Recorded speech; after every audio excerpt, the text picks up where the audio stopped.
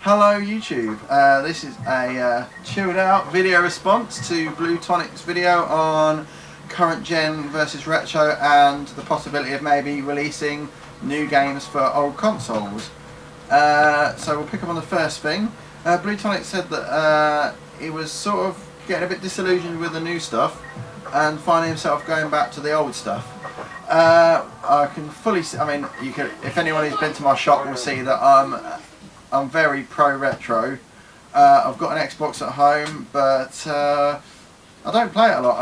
I haven't even been online since the new dashboard has come on, because I don't really enjoy it that much. I enjoy games on the modern consoles that hark back to the retro era, like so the new Rayman Origins on 360. I quite enjoyed that, and games like Mario Kart 7 on the 3DS. I'm really enjoying that. But things like Call of Duty, they're alright to play with friends for an hour, but the campaigns are not built as such to excite you. They're just a few hours, and then you've really finished with it. If you're not interested in multiplayer, then you can't get a lot of enjoyment out of these games. Whereas things like Mario Kart, I'm forever trying to beat my time trials, etc., or racing against friends, or racing online, which is fun. So yeah, I would agree with the fact that I find retro games more enjoyable for replay value a lot of the time, because there's not an in-depth story, which means, you know, if you play, say I play Batman Arkham City, which I've not played yet. I loved the first one, but I had time to play it.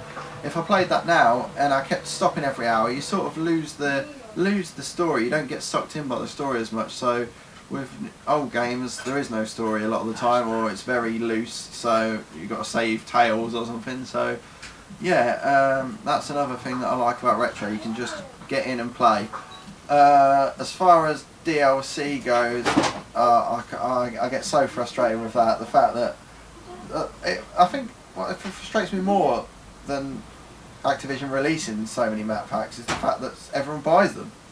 So it just, you know, if no one had bought them in the first place, then they wouldn't have bothered. But people do buy them, and half the time people buy the map packs and end up just playing the same old maps they played originally anyway, because it's what they're used to.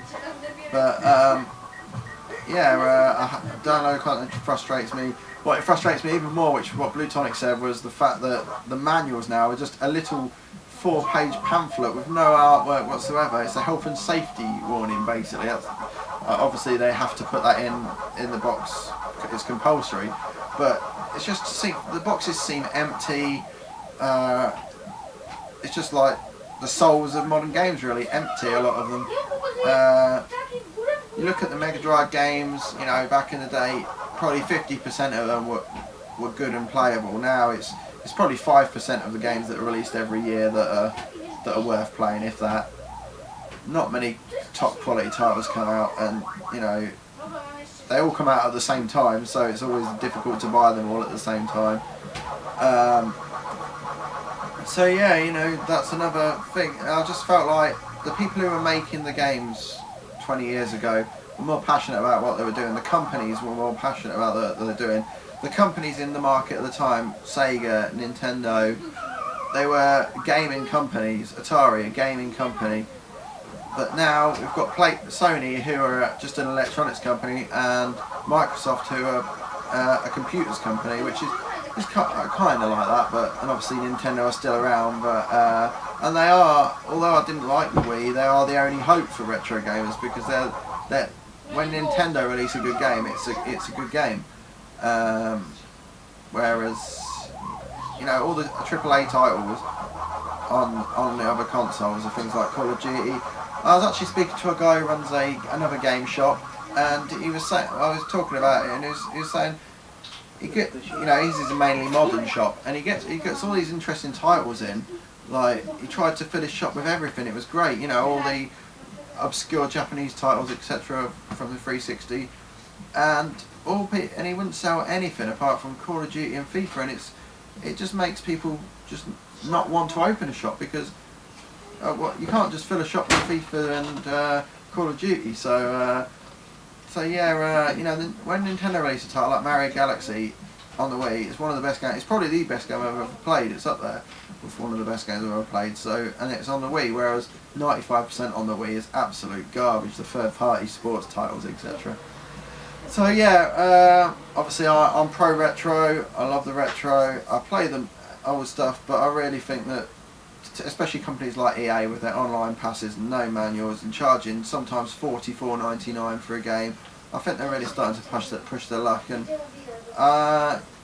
if the games market does take a downturn, then we'll know why, because they're just depending on us to pay what they want us to pay for what they're going to give us, which is frustrating.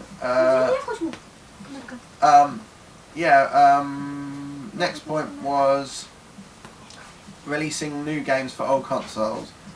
It would be an absolute dream, but there's a few things to consider. How much can you sell these games for?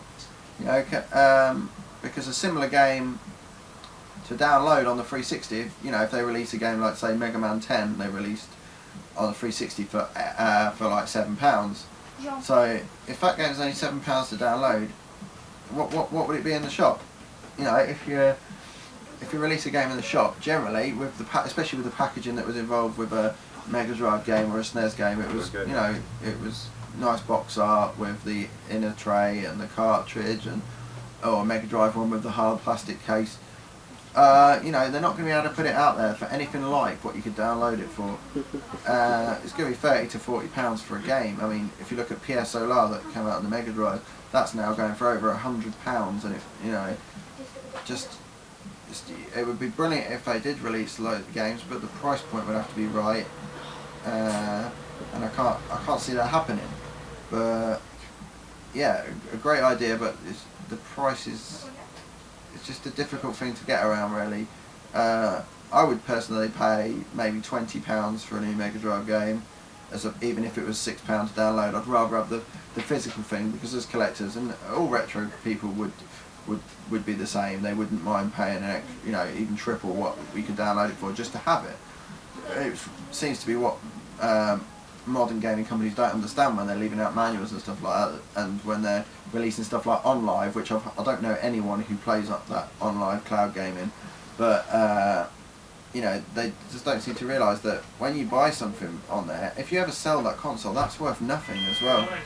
You've got something that's worth nothing. So hello Arthur, how are you doing? I just brought a birthday cake for Sam. God. I'm on YouTube at the moment. So yeah, where was I? I've lost my train of thought. Walking in. Yeah, so retro gamers would buy them for around £20, but you know, some people, like you say, would say there wouldn't be enough interest, but there's plenty of games on the Xbox 360 that come out that are very obscure and probably hardly sell any copies, and there's a lot of retro gamers out there that flock to when they do release a game like they release PS Solar, people do flock to buy it. So I think there's a lot of like retro. If they did release retro games again, I think they would outsell a lot of the Xbox 360 games, but obviously not sell it all in the quantity of the AAA titles. So that's my video response. A bit short, but it's Sam's birthday and we're all going out tonight. So yeah, thanks for listening, and thanks for your video, Bluetonic. Another awesome video. Cheers.